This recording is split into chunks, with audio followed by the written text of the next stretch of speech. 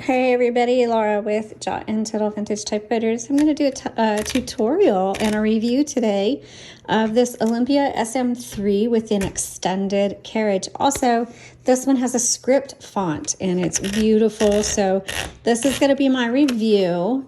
And before we get into it, I'll let you see the font there. It's really pretty. It's not... it's more of an italic font than a true script, and so I don't know the actual, probably the right word for it. It is 10 CPI on that, a Pica font. So let's go ahead. I'm going to just put that back in there. For those of you who are new to typewriters, I'll start from the back and work my way forward and have a little chat about this Olympia. And these are really great machines, very popular. So starting from the back, first of all, you'll notice that the carriage, this thing right here, is wider than the typical carriage. And so this is an extended carriage, wider carriage, and it just comes in handy if you have larger paper. So I usually recommend it for crafters because or artists, you know, and I know like me, if I do want to use typing on projects, a lot of times I'm typing on giant pieces of paper, like paper bag or something like that. And so that's why I like the extended carriage. Some people like larger paper. So that's the main benefit of that. I'm going to lift it up here. And so you can see these little pieces right here, and this is going to be your tab sets, and you just press and drag. Okay, and I'm going to set it back down because that's kind of big and heavy.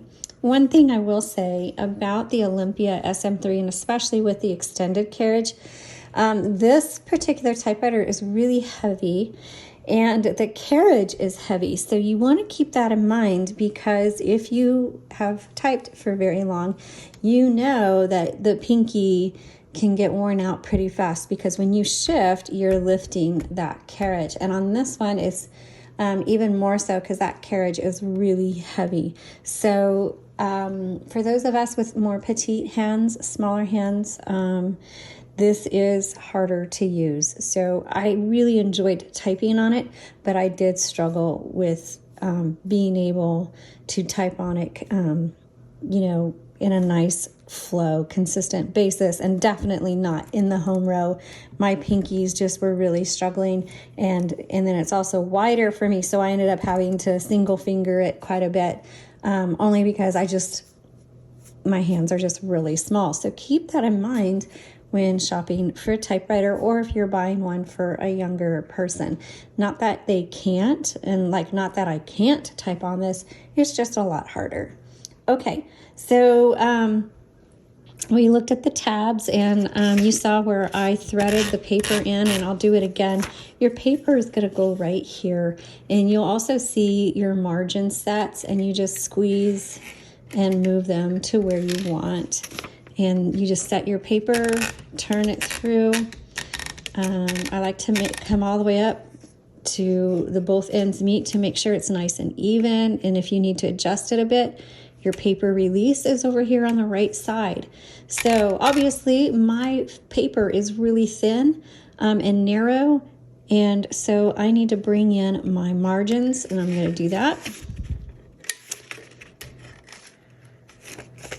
And then over here, you've got your carriage release. You press down, and your carriage should always pull to the left. If it doesn't, that means you're, and it's like free flowing, it's just kind of flopping around. That means your drawband is broken, and you will need a professional typewriter repair person to fix that for you. Over here is your line selector. So when you hit the return handle, this is your return handle, because this is all manual. This is new to you. And so you have 3 settings. That's a single, line, double, triple. Okay, that's what that is for. I'm going to bring it back to the middle. Before I do any typing on it, let's go ahead and look inside under the hood, literally. So you just put your hand right here, give it a little pull, And underneath you will see that we have some metal spools in here. Now, yours may have your original spools, it may not. If you don't have any spools, then a standard universal spool will fit your typewriter. And we do have those on our website at jotandtittletypewriters.com/shop. Can't get that out. Okay, so in here is your typing basket, your whole escapement area. These are your type bars. So when you hit your letter, it's just gonna go up here and strike the paper. And what happens is your ribbon comes up, and if you see, watch that ribbon go up. So when you hit the type bar, the ribbon goes up so that it'll strike.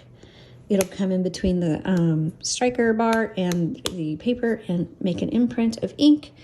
That's important to know because some people go, well, what's this white dot over here on the color selection? So you'll see on the top is black, on the bottom is red, and in the middle is white. And people are like, why is the white there? Well, that's kind of for stencil, but if you notice when I hit a key that the ink portion, the ribbon portion, does not go up. And this is a great setting for if you happen to have correction tape or something like that. But keep that in mind. If you're not if it's not typing right, check to make sure it's not on the white dot, and put it firmly on the black or the red. Okay, so when you get to the end of your ribbon, it's not the end of your ink. There's a whole lot of ink in that ribbon, and so you reverse the direction. And to do that, you just go back and forth, and it doesn't matter which size. These little, I call them the double barrels, kind of like a shotgun. And you just push them back and forth to reverse the direction. So we're going this way. Now we're going this way. And when you do thread new ribbon on there, you just, you can't just lift them out like a lot of typewriters. There's like little bars holding them in. And so there are these little tiny handles, right? There's one right here and one right here. I know it's probably hard to see. You just press back, and it's a spring-loaded arm, and then you can lift your ribbon spool right off and then put it back down. Now make sure that when you put a new ribbon in, that the ribbon is threaded between those double barrels, and then you can kind of, I'll do an up-close look here for you to kind of see how that's threaded. And just kind of, you'll have to jimmy your way through there. It's going to be messy. There's little slits in the metal, and you just kind of have to thread that through. Make sure the ribbon goes over the top of the spool on both sides, around the back and underneath, and that's the direction it should go. Over here is a tension selector, and that just determines how hard your type bars strike the paper. Each person types with a different tension. So my husband has a very heavy hand. I have a very light hand. So when my husband is typing on the typewriter, if he's up here in the kitchen where I'm at right now, and he's typing it, and I'm downstairs, it sounds like he's coming right through the floor because he's like bam, bam, bam.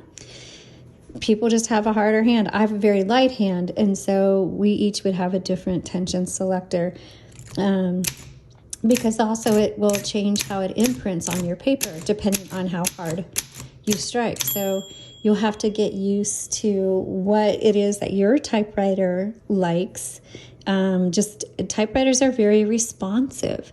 So use your fingertips to really get a feel for how your typewriter likes to operate. Okay, I'm going to close that. And when you do close it, it's like right now it's not closed all the way. And if I were to hit my return handle, it's going to come across and it's going to hit this. And you'll see some typewriters have scratches along here, and that's because the cover isn't closed all the way. So make sure you push down until you hear it snap.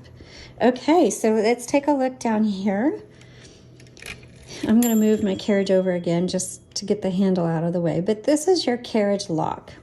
Actually, let me bring it back here. So if you center your carriage and then you bring that up and kind of tap, here we go.